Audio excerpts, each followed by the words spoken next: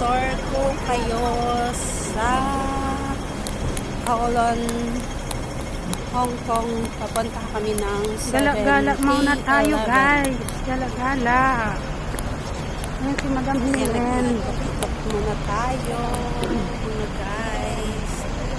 So yan yung way papunta dun sa K11. Actually nag-ikot lang po tayo para malibot natin ang Kowloon. Yan ang highway na dinaanan namin papuntang K11. Yan. Ganda dito guys. Close the road kami. Ayan. Ikat kami sa elevated escalator. Ayan. Papunta dun sa taas.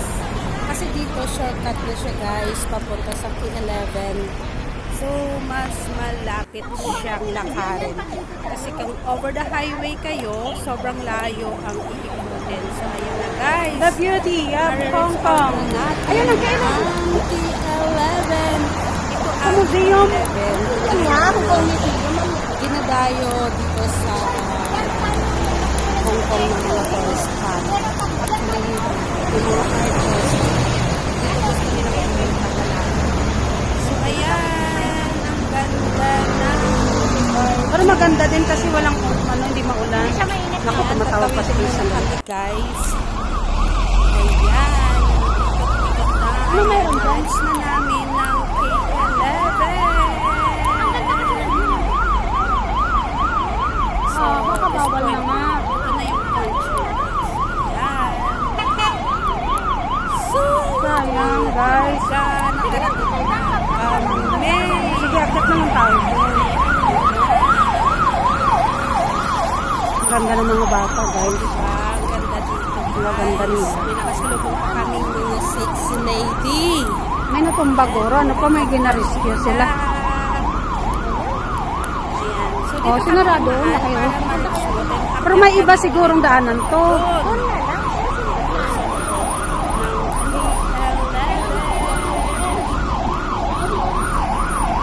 Guys. Destination. Nakarating na rin kami sa wakas.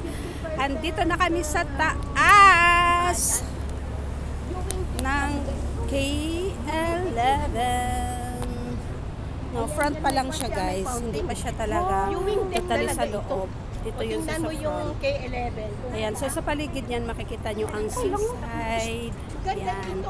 Siya nagsushooting minsan ng mga artists sa Hong Kong. So ayan, syempre minsan relax time din. Relax din pag may time. Ayan. Ang aking magandang kapatid. Ayan, kasama ko ang aking sister. Ikot-ikot kami. Ay, oh, may ano dun, oh. Pasyal, relax din pag may time. Ayan guys, dito punta tayo dito sa kabila. Ayan, maganda dyan.